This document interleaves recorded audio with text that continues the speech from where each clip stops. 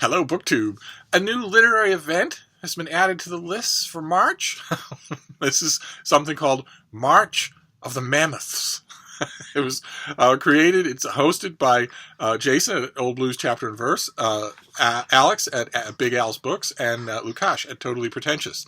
And the whole idea of it in the month of March is to get you to tackle the extra large books that are in your library.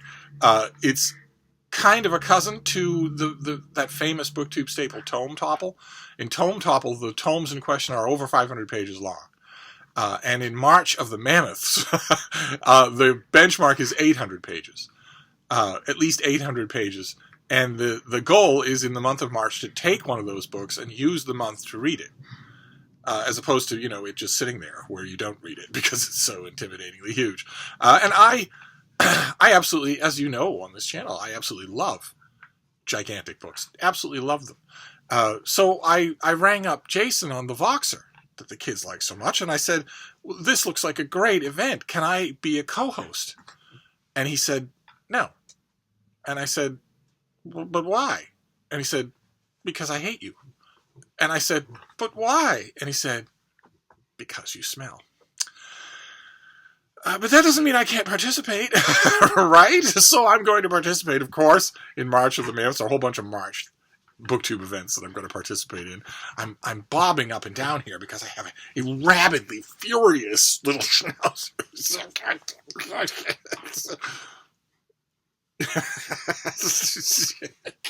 She's just... she's furiously attacking me. I think she wants to go out. But anyway, you're supposed to do this to book packages, not to me. Just furiously attacking me. I don't know if you can see this. Just ferociously attacking me. Ridiculous. And the only reason she gets away with it is because I don't feel it. So I'm not pulling back in outrage. I really should get her to stop, because she'll do it with people who do have a working sense of touch, and that won't be fun. So anyway, I'm going to participate in March of the Mammoths, even though I'm not welcome. And the goal in March of the Mammoth is to read one book of over 800 pages in the month of March. And of course, I'm going to overdo things, as I do on this channel. So I'm going to read 4. I'm going to read one a week in the month of March. And I wanted to show you 3 of them. And the first one is the, as far as I know, at least on my new release shelf, I have a shelf of new release books, that, what I consider my workbooks. And I organize them by month. And as far as I can tell, I only have one book of that length that I'll be reading and reviewing in March. And it's near and dear to my heart. It's this. Look at this thing. It's Mark Peterson's Boston, the city-state of Boston. This is from the founding of the city in 1630 to 1865, the end of the American Civil War. And it's huge. And this is just the advanced copy. The finished copy will probably look and feel even bigger. And this is all about, it's a soup to nuts narrative history of Boston from its founding to the time when it lost its standing as the foremost city in the country to New York and never regained it. But I haven't done more than dip a toe into this thing, but it seems like the author is taking no previous narrative traditions for granted. So this could have a lot of fun surprises in it. And I can't wait. I have read every history of Boston, and I know the history of Boston quite. Any of you who've ever come here have probably been trapped into a monologue or two. And so this is going to be one of my books for March. This would be anyway. I will be reading this. I'll be annotating it. I will be reviewing it. So this is one of my books. But then I thought for March of the Mammoths, I would use some of the rest of it to go at books from my library that I have always been meaning to go back to, that I've read maybe once, maybe twice, in one case more than that, but that need a reread. Big books, all books that are worthwhile need regular rereadings because you're constantly learning new things. So the book is, in a sense, changing. And the first of those is this. It's Telford Taylor, Munich, The Price of Peace. There you have a rifle and a umbrella. And this is all about the Munich conference and Neville Chamberlain, in which, for agonizing weeks, the Prime Minister of England thought that the Fuhrer of Nazi Germany could be reasoned with. And Neville Chamberlain thought he had the best of all possible reasons to do that reasoning, to do as much of it as he possibly could, at any expedient, even ones that now, in hindsight, seem unworthy. And this is a huge thing. Telford Taylor was actually was involved in World War II. He was involved in Nuremberg. So he was a conscientious historian, but this is also has the benefit, what I consider to be the benefit, a lot of historians then and now immediately consider it anathema. I think that's insane. He has the benefit of having lived through the time period. I think if you're a good historian, that is an inestimable advantage, not a handicap. But one way or another, I haven't reread this in a long time. I actually, there was a book on Munich maybe about 10 years ago. I think I wrote a review of it. If I did, I will leave a link to it down below. And I reread this on the occasion of that book, but there have been other studies of Munich since then, and I haven't done it. And I've heard rumors. I've heard rumors that there is a new Neville Chamberlain biography in the works that will be long. Not anything like there was an enormous multi-volume Chamberlain biography. It's far too long for someone who was only in the spotlight of world history by accident and unwillingly. But still, Chamberlain deserves a nice big new biography, and I think there's one in the works. So in my mind, I was thinking, well, if that ever turns out to be true, 2 or 3 years down the line, then that'll be my occasion to reread this book. But who knows where we'll all be 2 or 3 years down the line. At 28, I'll be 32. Oh, God help us. Now's the time. March of the Mammoths will be the time. And then the third book from March of the Mammoths is a big one. It's a big one, but it's only a big one through the vagaries of typesetting, typography, and paper choice.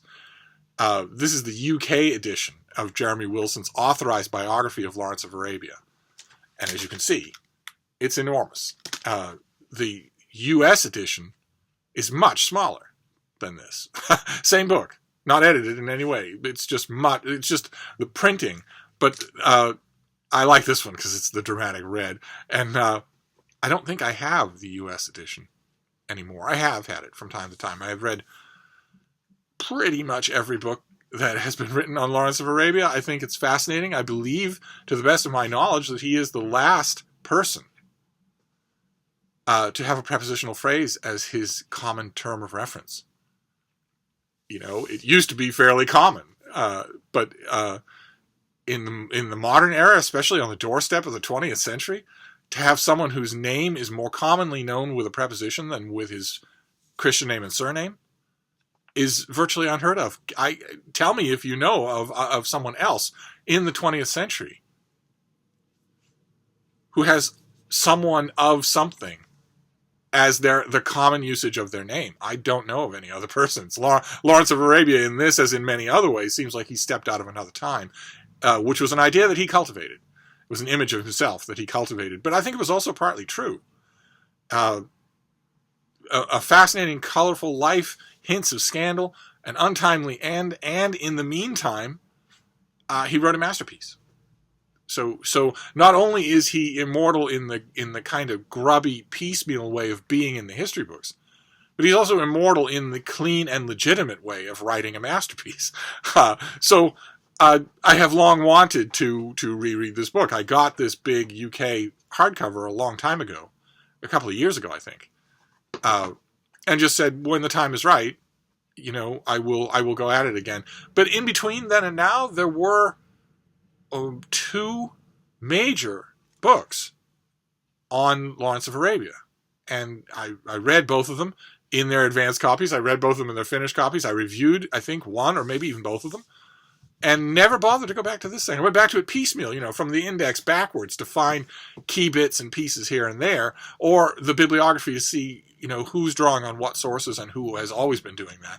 But not an absolute reread of the book from start to finish, which you might think, well, of course, no one's going to read this from start to finish. Why would you? But I've mentioned on this channel before that I have an odd it's one of my oddest literary sweet tooths. I have a sweet tooth for official lives, for authorized lives. Don't ask me why. Because they are often every bit as bad as they are billed to be. They are often whitewashes. And Lawrence of Arabia certainly has called forth some vitriolic treatment at the hands of biographers, one biography in particular. So you would think that I, like most people, would consider something like this to be virtually meaningless. But it isn't. I think there's a great deal of art involved in an authorized biography. I think unless the author is just fawning or asleep at the wheel, they will work in a lot of stuff to books like this that isn't immediately obvious. So I didn't get around to reading this when those 2 Lawrence of Arabia books came out, and you would think I would have a reason to.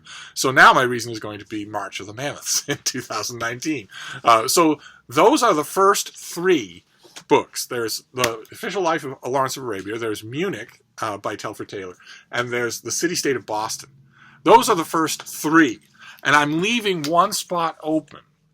Because March is still a ways off. I'm leaving one spot open for either a new book that's over 800 pages to come on the horizon for March. It's possible that I missed one.